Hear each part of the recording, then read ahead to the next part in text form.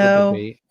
no, You know, no. it it was extra super fun for this episode to come together because Kerry has really wanted to get a burlesque dancer on to talk dancing and business for a while.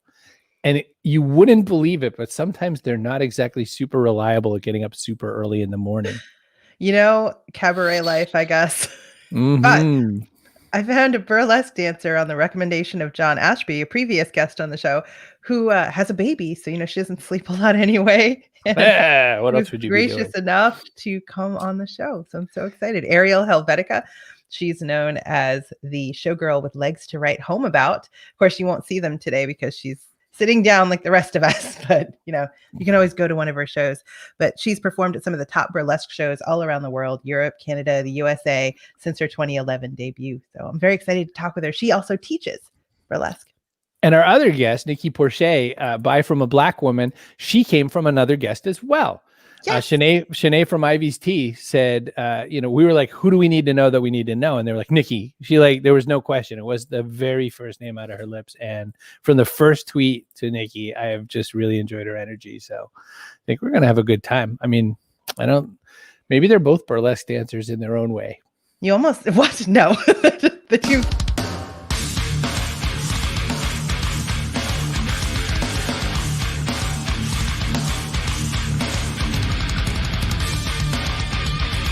Backpack Show. Look who it is. Hey, it's my pop in Vegas. Hey, Dad.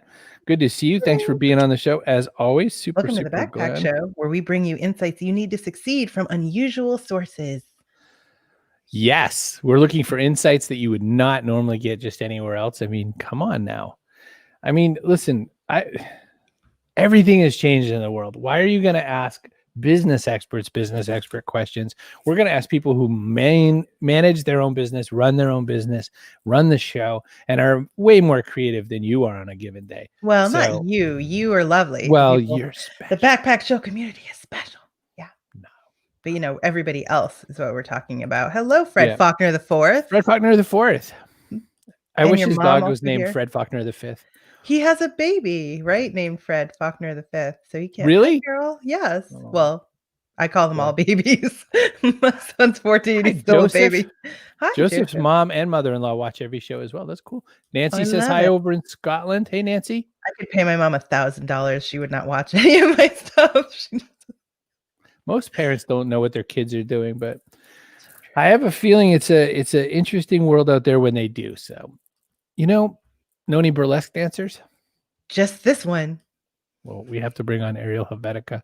Thank goodness she wasn't Comic Sans. It would have been a whole different kind of act. And I didn't get that joke right away. That's how stupid I am. I was like, oh, that's a cool name. It took me like a second. And I went, oh. All I learned, Ariel, about doing this, and good to see you, is that I cannot spell Helvetica right the first time. That's what I learned. I tried to spell it Helvetica. I don't know. Yeah. I blame public school. I don't know. How are you? Yeah. Great. How are you two? Good. So I was wondering, were you always a dancer? Like, were you putting on shows as a child, like for the neighborhood, or like, how did you find your way to burlesque? Yeah, I've been dancing my whole life. I grew up as a trained ballerina mostly, and danced professionally for many years on cruise ships all around the world. Danced my way through 45 countries, floating on a international boat. And then just as a dancer, you kind of expire when you get into your 20s in a lot of ways. And so I ended up quitting dance for a couple of years and discovering burlesque along the way. And then I thought, this is for me. I missed the stage and all of that good stuff. So it brought me back, and yeah, here. That's so interesting, though, because I would think burlesque is a little more racy than say ballet. So like being more revealing when you're older, do you think you're more comfortable with that? Or like, I look back now and think I wish I had taken my clothes off in my 20s. Do I know? Yeah, so when I worked on, there was definitely a few risque costumes on the way. G-strings and whatnot, little saucy looks that happen on the cruise ships because they're just trying to, I don't know, showcase all different types of dance when you're on cruise ships ish, except for burlesque, because that would be too far. People would really freak out about that. But yeah, with burlesque, I thought I just like have fell into loving myself all around, and so that kind of goes hand in hand with burlesque, if that makes sense. Whereas, you know, you're in your own skin at a younger age, I would find. So two things. One is that we may or may not ask you to swap to your phone because we're losing your signal just over and over and over again. But that pending, one question I want to ask in case we can hear it right now. Yeah, let's do it. Let's swap out. I'm gonna pull Ariel out and Hi, Len. just reset your thingy. Len Joy's here, Leslie's here, Jack is here. So you're gonna just dump this browser and get your phone one going or whatever you want to do. We'll be good. Everybody's French today. Bonjour. Bonjour. Bonjour. This is like the beginning of Beauty and the Beast, the animated version of the movie. So when everyone's like, bonjour. That's so fun. So I mean, I would well, I don't know. What do you want to do? Do you want to bring in Nikki and then we'll just work on Ariel as we get that going, or what do you think? I feel like it's going to take like maybe a minute. It might be like a second or two. We just get to tap dance and Phil. Tap dance. No, and see, Phil. here she is coming She's back already right back. now. Although I will say I'm super excited for Nikki as well. But Look at hi, there we Hello. go. Yay! Perfect. Day and This night is- better. Great. Yeah, I feel a little bad for your arms if you're going to have to hold it. Yeah. Sorry. We'll manage. It's all good.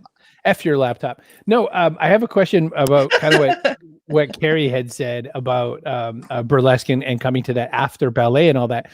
You might try that. See what happens. And if you stay sideways, we'll just laugh at you for a minute. We'll just watch it like this. Yeah, right. Not the first time we've done that on the internet. So Ariel, I think burlesque, I think people don't understand burlesque, number one. I think they just think sexy dancing or sex dancing or something like that. Or like they don't can, you know. Yeah, they don't get the whole process. Explain that to people so that they understand like how they should be looking at it. Yeah, burlesque is, I mean, the art of the striptease. So fancy costumes. It is hard to explain. Even a burlesque dancer can't explain it, because burlesque can be so many different things. You know, comedy, sexy, striptease. It can be political in many different ways.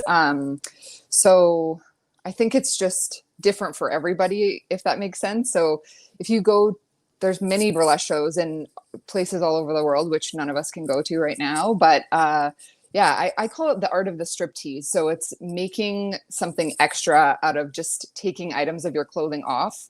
With that being said, you can do burlesque without striptease. So it's a little bit confusing to explain. But when you do burlesque without striptease, are people like, I want my money back? Yeah, like and that could be like one of the more political acts, depending on what it is you're trying to portray to the audience, you know.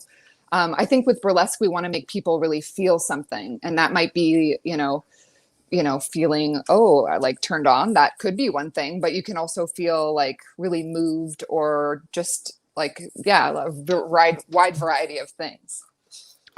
In a weird way, what you just explained to me kind of made me think of Cirque du Soleil. So in a certain season of my life, I was in Vegas a lot more often, and I was friends with the people who were doing some of the marketing at Cirque du Soleil.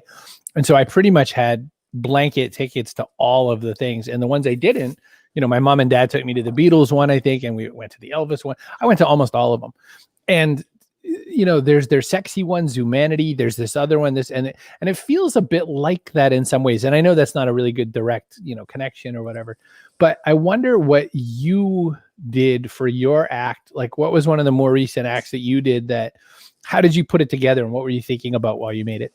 Oh, goodness. Well, I mean, I want to kind of just touch on the can thing. So in between my little dancing on cruise ship and burlesque time, I actually was a cabaret dancer in France doing the can, which was crazy and weird. So I actually did a can routine because I wanted to like honor that time that I spent in France. And I love the can, and I think it's a special skill that maybe not everybody can do. So I did, I think about things for me in costume a lot first. I'm a crazy person who does costuming before choosing music, but costuming and concept first. So I wanted to do something outrageous that no one had ever done before. So I thought about getting the world's largest can skirt. And so that's what I have. And I basically like have it is the world's largest can skirt as far as I know. I mean, I haven't called the Guinness Book of World Records, but world's largest can skirt to reveal an Eiffel Tower on my head that also lights up. So in that one, I kind of went world's largest can skirt, and then like an Erte inspired floating on a cloud with my Eiffel Tower on my head, into totally like can showgirl, very like tits and teeth, high kicks and all this stuff. So I go about it a lot about costume first, and I really strive to be really creative and unique with my looks. Everything is all really sparkly and fabulous as well. So it's a lot of fun. You can have this idea for free, but I think you should get a tent made like a can skirt, and then tell everybody they're going to see the world's biggest can skirt, and you come out just dressed normal, and you're like, but you're in the world's largest can skirt. Oh gosh. $50, please. I mean, you just gave away my secret basically, because my skirt is made with tent poles. Because yeah, that's hilarious that you did that, because I wanted to be able to, everything in burlesque, you know, I travel a lot in burlesque and perform all over the world doing this. So I was like, okay, how can I have this giant skirt, but I also want it collapsible? So I'm like, a tent, of course. So you know what's up. I was made for burlesque. I don't know. Yeah, Jack right. Vincent's here. He says Moulin Rouge was very political in its heyday. Yes, it was. That was the only thing that I saw in Paris. I went to Paris for singing. a conference, and that's the only thing I saw besides, you know, kind of wandering by the tower for a second. Yeah. You know, who doesn't want to wear an Eiffel Tower on their head? You know, it's heavy, but it's worth it. It's like, I mean, yeah. The can was very controversial back in the day. I teach a can class because why not? Because it's really fun. And they actually wore these bloomers under their can skirts. And someone told me they had a vintage pair of Moulin Rouge can bloomers, and they actually have an open crotch. What? I am shocked. I know. Shocked, Ariel Helvetica. Yeah, that's crazy. It is crazy. Sandra's here. How do you make a living, though, if you want to be a burlesque performer? Like, how does that become a business? Because you teach also, you mentioned that, but like, how do you make a living as a professional burlesque dancer? Is that what most burlesque performers do? Or for most of them, is it like a side hustle? I think it's a big combination of everything. For me, I did have a side hustle until I had a baby earlier this year. And so now I'm a kind of a full-time artist / mom. But I have always been this person, and I think this is really helpful if you wanted to be a full-time burlesque performer, that I have many streams. So I am a teacher and the studio director of the Vancouver Burlesque Company. It's a burlesque studio here in Vancouver. And I also have a t-shirt company called Tits and Tops. And so I've got both. Yeah, tits and tops. And then the tits and teeth, I have like that on a t-shirt, tits and tacos, and lots of hilarious things. So I have my hand in a lot of different pots, and I think that really helps me make enough money to have a sustainable life, so that I have teaching, performing, my merch, coaching, private coaching, and one-on-one lessons. I can do all of that. So I just kind of do it all. I would just like to say welcome to our LinkedIn friends who came in just as you were talking about tits and tops. Yeah. This happens to us every time. Yeah, right. Yeah. Every time we put on LinkedIn, we have like, you know, sex therapists, or, you know, we had the dominatrix, and that's their first episode ever watching the show. So, amazing. I hope they stay. Me too.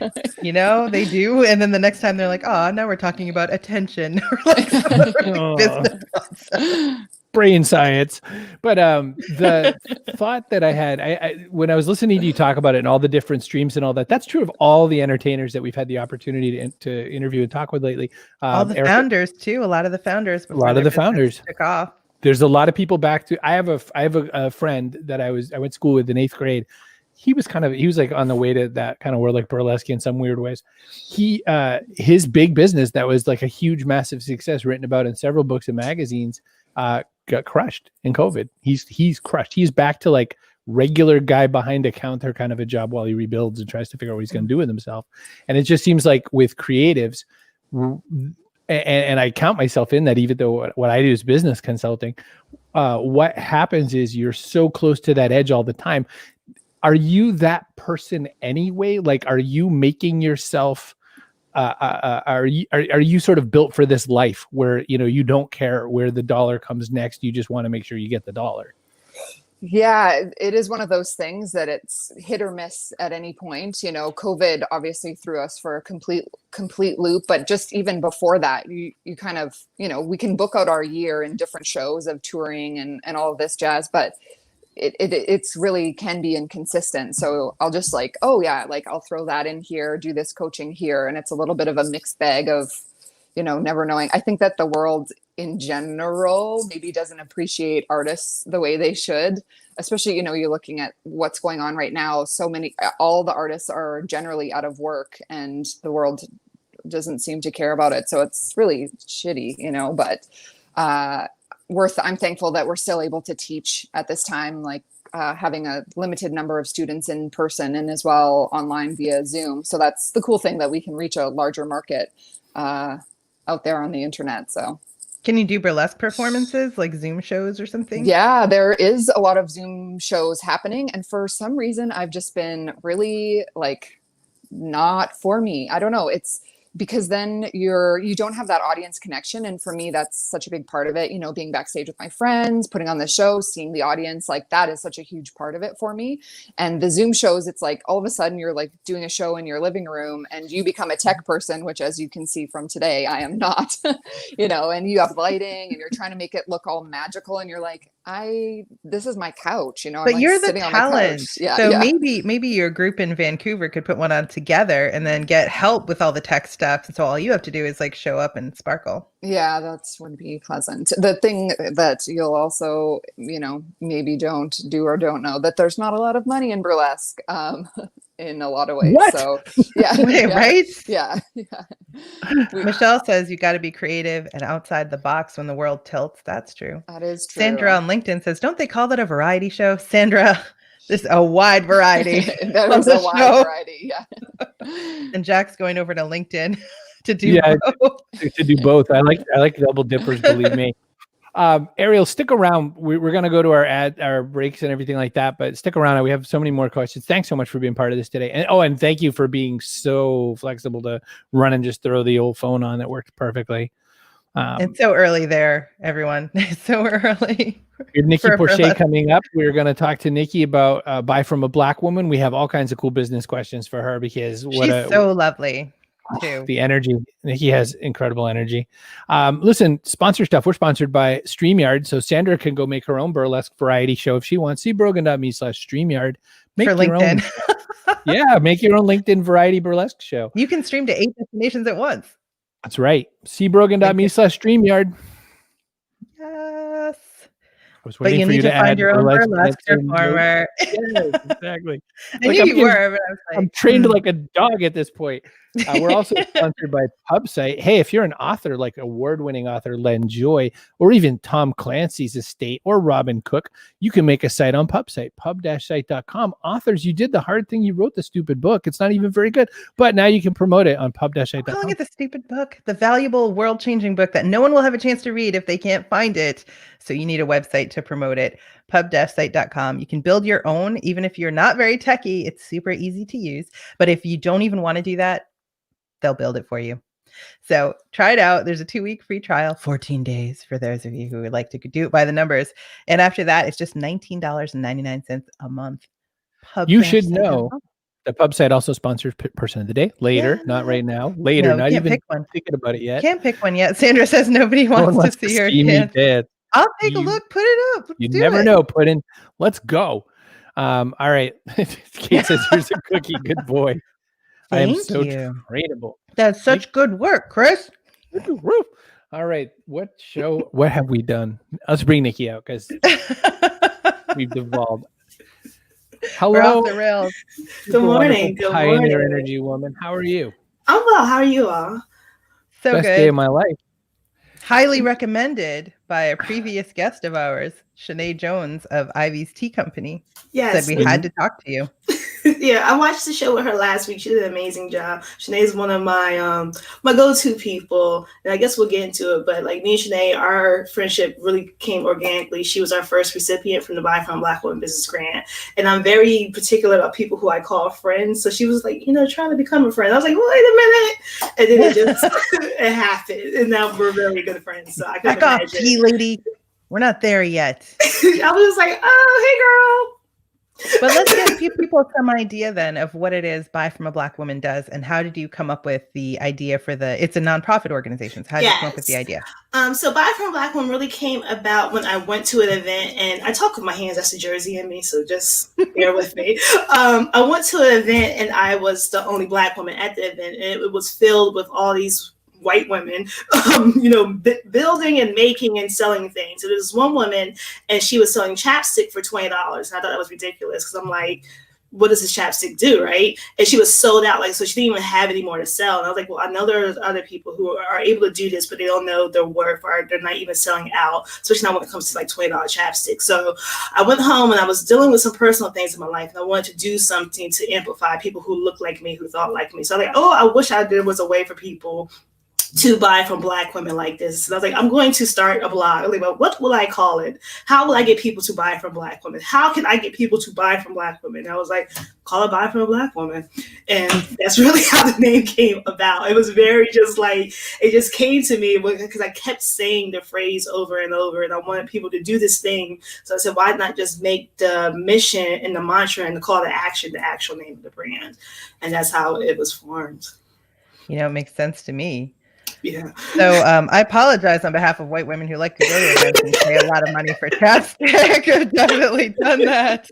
No, please apologize, because that really just showed me that there's a market to it. It was so crazy. I live in Atlanta, Georgia. So being the only Black person at an event in Atlanta was just like mind-boggling to me, because I was like, how is it just me here? Hello? It's just me, it's really just me. So it was just crazy, because I'm just like, this is Atlanta, and I'm really just the only Black person here. It wasn't even a Black man there. So Carol's Canadian. She says, I can't talk if I'm not moving my hands. My brain stops functioning. It just shuts right down.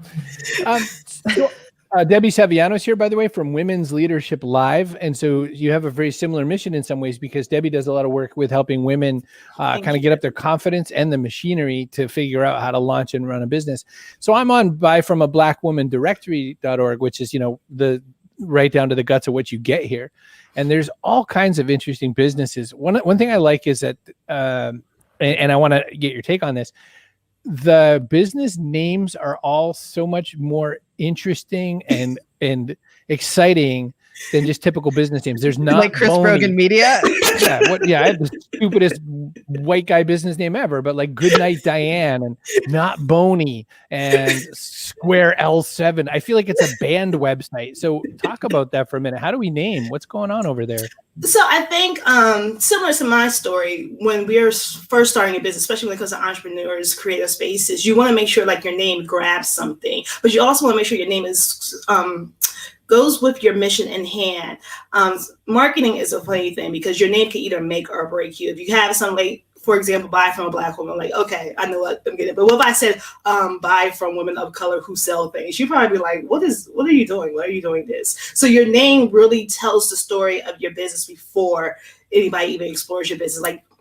With no not bony, I'm sure you're like, okay, well, this is for people who are not bony, so let me go ahead. If I have more meat on my bones than maybe the average person or unaverage person, however you want to put that, you might explore that a little bit more, because the name speaks to you. So the name really makes you, just like your name of your child or your business or your animals, you want to make sure the name is something that has power and gets people's attentions and command respect at the end of the day as well.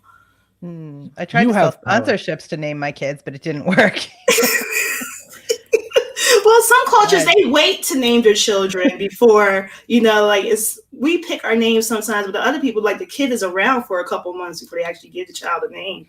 So these are my kids, Bank of America and Public. I like Kerry. Nikki, I have a question beyond the directory and also beyond getting a lot of people pushing, your real mission, make sure that, some of this gets connected to people so money gets exchanged and all that sort of a thing. Beyond that, what energy are you bringing to this? You talked about that, you and Shanae are in a bit of a group. There's all this like community stuff going on at the same time. Talk to me about that just a little, because again, that's not something that always exists in this experience.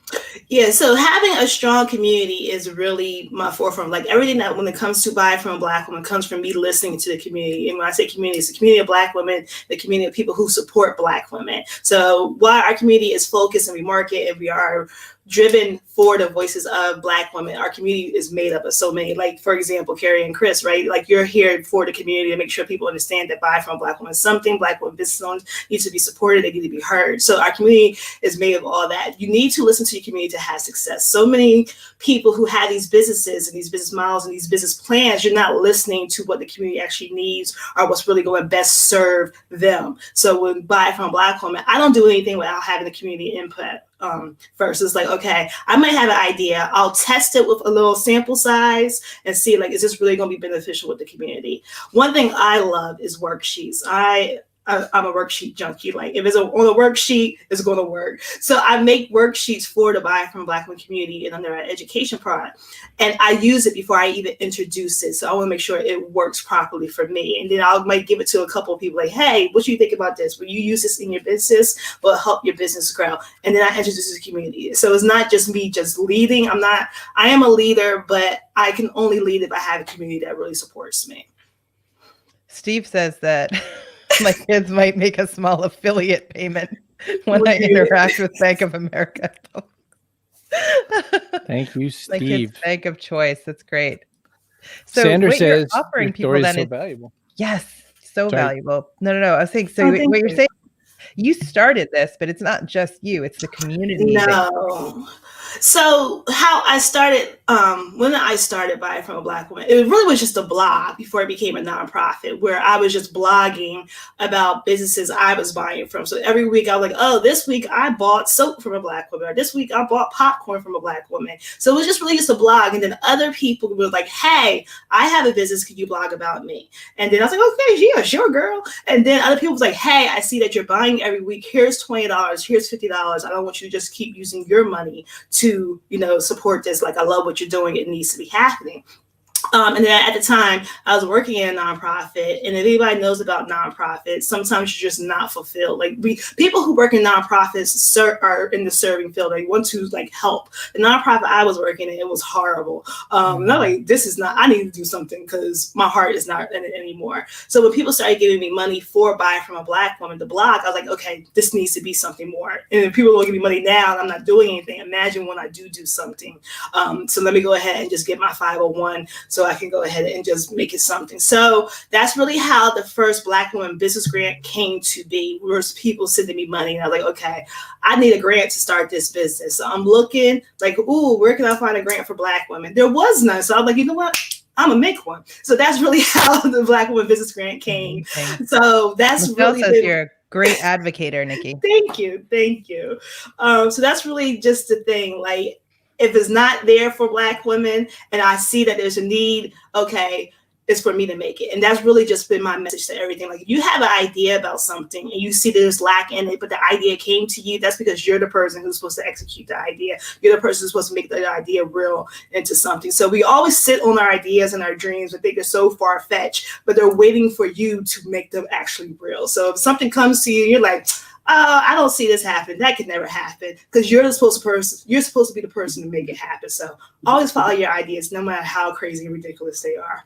Oh, Chris, she's speaking your language. Listen, I haven't said a word, but all I'm thinking over and over again is, I don't know why you're blogging when you have that much energy. Make video. Oh my gosh, make video. You're so fun. Interview all these people. I want to know what you could get at Grammy's Bakery. There's a thing in the directory, page 4, bottom of the page, baked at Grammy's, get your bag. I love every one of these businesses. I want you to interview all of them with your energy. Oh my gosh. Killer Mike, your neighbor in Atlanta, Killer Mike, did a series on Netflix called Trigger Warning. And I just mentioned this in Shanae's episode as well, which was that he did this thing where he wanted to see how he could keep his dollars, how much of his dollars could he keep in the Black community. And it was hard. Like, for instance, how do you get a cell phone that's not made by white people, or, a cell carrier that's not, you know, a white owned. And his biggest one, actually, the funny humorous part of the whole episode was he couldn't get weed from non-white sources. He had to try to find Mexican weed because he couldn't get it. All the weed in America is made in all those guys up in Northern California. Well, if you ask me, he ain't trying hard enough. But Well, not so. You really go out there and go to. Sandra says you created abundance in your own life by bringing attention to others who needed to realize abundance. And that's true. So you're giving grants. You're also providing resources and education and a community. So it's quite a lot more than just here's $500, go start your tea business. It's like, here's a network of people to support you who know things that, you know, you don't, that you need to build your business. Yeah, and it's funny because the grant started at $250 and now we're up to $2,500. So we started as like just a small grant 4 years ago, and it was just one. But now we're doing 5 grants. And I mentioned Shanae again because she was our first grant recipient, and now the power of community. Well, I can't play favorites. You know? I know, but not publicly, but I cannot play favorites.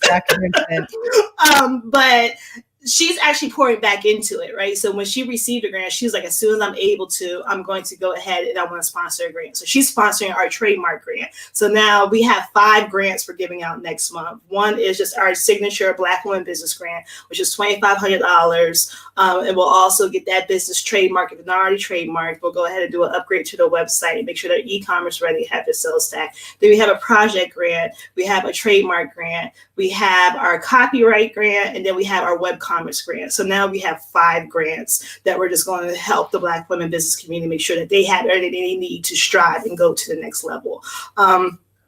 So yeah, like I really love what I do. I don't know. Couldn't tell. Everybody wants you to do video. The peer pressure is mounting here. Yes. Do video. Right. Listen, we're gonna grab Ariel back. We're gonna bring Ariel back in. We're gonna do our little panel-y thing. So we're all ready to go. Oh no, here. Thank you. I was gonna say if you don't switch that, it's not gonna work for me. Person of the day grant. Person of the day grant. So Coach Woodard has to miss this one. Sorry, Coach Woodard. You missed the burlesque dancer and the energy ball of, you know, I from a Black woman. Yeah. No, I'm just saying, like, I was trying to think of some celestial body that has tons of energy. You both have community at heart. So Ariel said, sure, I could do Zoom stuff, but I miss being in the room where it happened. I miss being with these people. I miss, the difference of when you're working with your dancers and with the audience, because burlesque is there is no fourth wall in burlesque. So to me, it's interesting. I'm curious to know, Ariel, what were you thinking when you're hearing Nikki? Did you hear a little bit of that? And what'd you get out of it? Yeah, I mean, very inspiring, and it's awesome. And I'm so glad that you're out there doing this. I'm like, I want this in my city. Can you bring it everywhere? Well, it's funny because July is my travel month. Well, not this year, of course, but July is when I travel and I get from behind a screen because we're all over the country. So I go to, like, last summer, I went to 11 different cities across the country, just having face-to-face. And then this year I was supposed to go on the West Coast, but, there was bigger plans, but everything happens for a reason. So but when you do, go a little further north and you gotta get up to Vancouver. I will. It was so funny because people, like, there was a team. I don't talk about what I do a lot, but so real quick, there was this team in France, and they were like, "Hey, girl, we want to come and document you." So they sent a news team out, and now we over in France, and people are emailing me in French, and I'm like, I gotta go to Google Translate because I don't know what it says. But like, I'm sure we have some presence. Ariel, because you have to give me like a dance lesson because we can do that. I want to try to do something. a shimmy, little shimmy. Yeah. I'm ready. Thanks to my COVID-19, I can shimmy.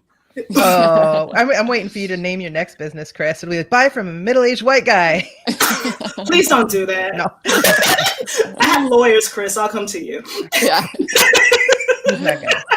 Do to our job. He's my lawyer. I don't know. I know, but I have a mean streak and a sense of humor that's a little malicious. So I have an actual real life question. Like, this is a TV show. Pretend that you have to give somebody advice who is nervous to do something like a video interview or actually get out of that first step of being a burlesque dancer or, a Black-owned women business. What's that first bit of advice you give them? What's the first thing you could say to make someone feel like they're on the right path? Ariel. Oh, goodness. I feel like this is like cup of tea stuff. You're not you're not on the mountain. You're good. Put one foot in front of the other. I think that if there's something that you want to do, and, that might be a plan in a year or 2 years, but do one thing every day that's going to help you get to that ultimate goal of just, putting one foot in front of the other, even if it's just a tiny little step, starting today and the next day and the next day and the next day, that you're going to get somewhere if you just step in front of, do the work ever so slightly, even if it feels scary. Nikki Porcher, what do you think? How do we get them started? So my go-to is, I always say, write down why you want to do this, and then put that why somewhere. You'll see it every day to remind you why you want to do it, so you can keep doing it. And then, as Ariel said, just keep doing little pieces of it. Like if it's a big thing where you think it's unattainable, break that big thing into feasible sizes. It's something you can work on every day. So now you're like, I'm a day closer to my goal. I'm a day closer to the thing I said I want to do. But never, ever forget your why. Always keep that forefront, and that's what's going to keep you going. That's what's going to keep you motivated. Wow. So everybody's loving this, by the way. Vision board, Kate says. Vision board. 2 votes to bring Buy from a Black Woman to Texas with Sandra. And more Texas. Everybody come to Texas. And Michelle wants a group shimmy. Oh, yeah. Everybody did it but me. I was like, no, I'm good. I'm into the shimmying. All right. Lawyers don't shimmy. LawyersDon'tShimmy.com. Okay, listen, we have one important question on the show every single episode, which is, so the world's all blown up. It's all crazy. Nothing's exactly where it should be. We're all kind of living on shifting sands. You have a backpack. You can put something physical or metaphorical into this backpack. Could be hope, could be desire. It could be an avocado. And the question is, what kind of one thing do you want to put in the backpack? Nikki Porcher, what goes in your backpack that other people can use for their future? Can I bring Black women? Can I put Black women in the backpack? I mean, that sounds super sketch. But not in a trafficking way, but last time I brought back Black women in my bag, I got stopped for it. Well, okay, that could be your network kidnapping. Maybe your network is really what you mean, right? I don't want to kidnap. We don't condone kidnapping. No, they willingly get in the backpack, officer. Nice to know. Be quiet. But no. Just I'm sorry, Kerry. No, I love this. Are you kidding? This is what I live for. I'm sorry for Chris because he's trying to make this a serious question. I'm really trying to hold the sorry. rudder on this plane. Your network. Right. I understand what you're saying. Black women go in that bag. Yeah. Ariel, I don't even know anymore. But you're not allowed to say white women. Yeah, no. Oh, hell no. I